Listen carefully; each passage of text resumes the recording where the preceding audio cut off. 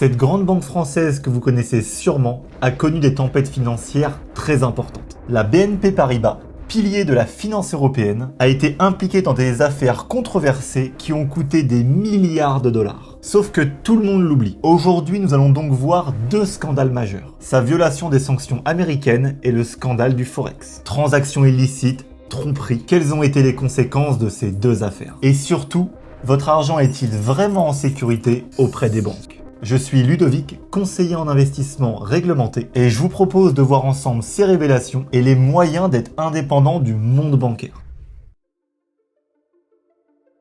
Depuis toujours, les banques sont un pilier de notre vie quotidienne. On a tous un compte bancaire et on aura probablement tous besoin d'un crédit bancaire à un moment ou à un autre. Pour ça, il faut montrer patte blanche au niveau de la banque. En y déposant votre salaire, votre épargne, voire même en y réalisant des investissements à contre-cœur. La banque, de son côté, elle va analyser rapidement ces informations pour valider ou non votre demande. D'ailleurs, peu importe sa décision, elle va utiliser les fonds que vous avez déposés pour investir. Pour cela, ils vont faire appel à un corps de métier bien précis. Ce sont les fameux traders. Le modèle économique de la banque est donc d'investir l'argent de ses clients. Pour ça, les traders investissent et prennent des risques importants dans le but de remplir leurs objectifs et obtenir leurs bonus. L'histoire a montré que la recherche de ces bonus pouvait déclencher des catastrophes économiques importantes. La recherche du profit peut souvent prendre le pas sur le besoin du client.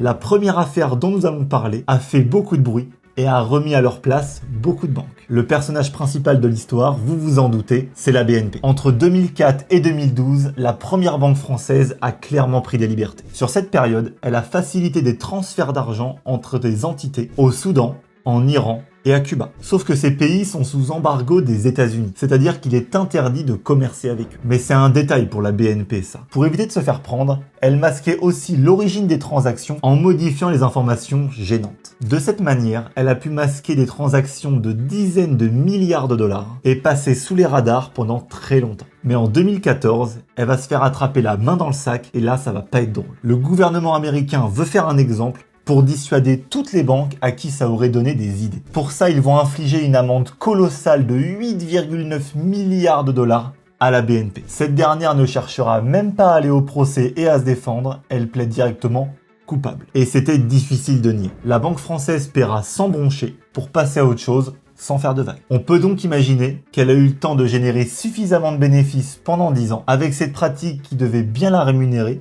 au vu du risque pris. Avec cette amende record, on pourrait penser que ça a servi de leçon à la BNP, mais pas du tout. Elle en était qu'à ses débuts.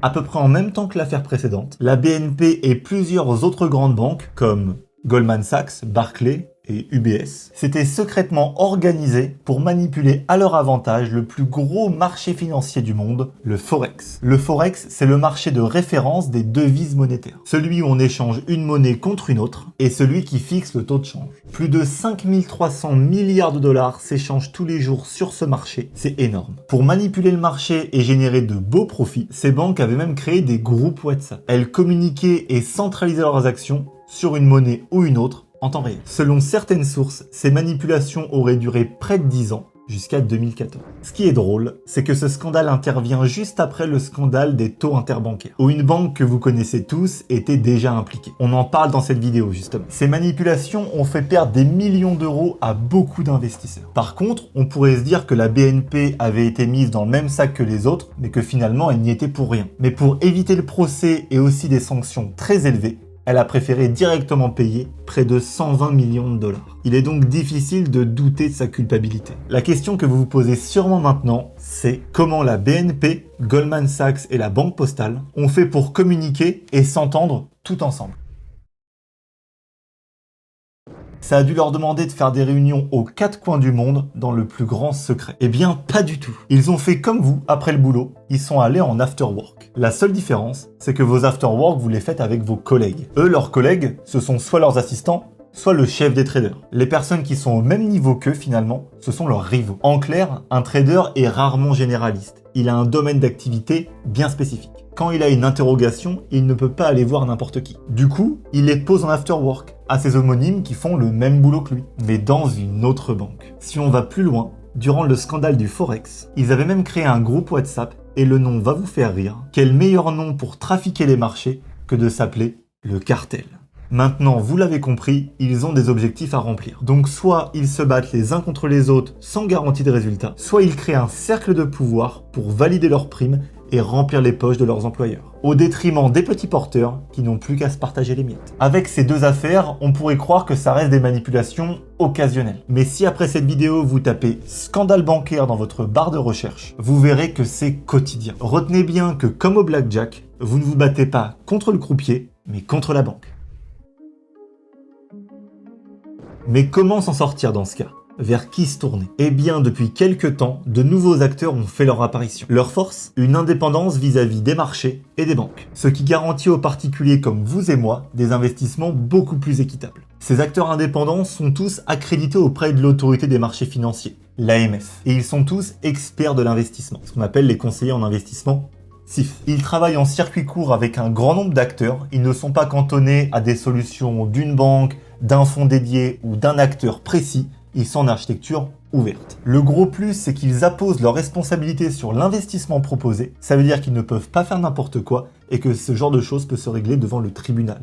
Donc ils ont tout intérêt à répondre à vos attentes au mieux. En plus de ça, leurs obligations auprès de l'autorité des marchés financiers leur demandent d'assurer un suivi dans le temps. Ça veut dire que vous ne changerez pas d'interlocuteur tous les 2-3 ans comme ça peut être le cas en banque. Ici, si vous êtes satisfait du conseil, vous pouvez garder votre conseiller toute votre vie. Ils n'ont pas non plus l'image centenaire des grandes banques d'investissement. Ici, leur meilleur atout, c'est le bouche à oreille. Mais ça signifie que leur meilleur atout, c'est vous. Plus vous conseilleront correctement, plus vous serez satisfait des prestations et du conseil, plus vous en parlerez autour de vous et plus ça pérennisera son activité. Et pour finir, ils peuvent travailler soit seuls, soit être regroupés au sein de cabinets. À ce niveau-là, c'est plus en termes de moyens et en termes de regroupement de savoir que ça peut être plus pertinent de travailler soit avec un conseiller ou un groupement en fonction de votre patrimoine et de vos attentes. Donc si on résume, à l'origine, une banque, c'était un organisme de prêt. Aujourd'hui, elles ont tellement d'influence qu'elles agissent comme des barons de l'investissement, en rackettant les marchés pour faire du bénéfice, alors que ce n'est même pas leur métier. Actuellement, vous êtes en droit de vous demander si vous pouvez encore faire confiance à votre banque, si elle va vraiment vous conseiller ou si elle va utiliser votre salaire à vos dépens. Après cette vidéo, vous savez que la réponse ne viendra pas des banques, mais des acteurs indépendants comme notre conseiller patrimonial. Ici, on vous propose de faire un point sur votre situation, vos objectifs et vos questionnements pour établir ensemble une stratégie sur mesure. Vous pouvez réserver un rendez-vous découverte avec nos conseillers via le lien en description et en choisissant le créneau qui vous convient. Cet entretien est offert, mais les places sont limitées. Abonnez-vous si la vidéo vous a plu et moi je vous dis à bientôt.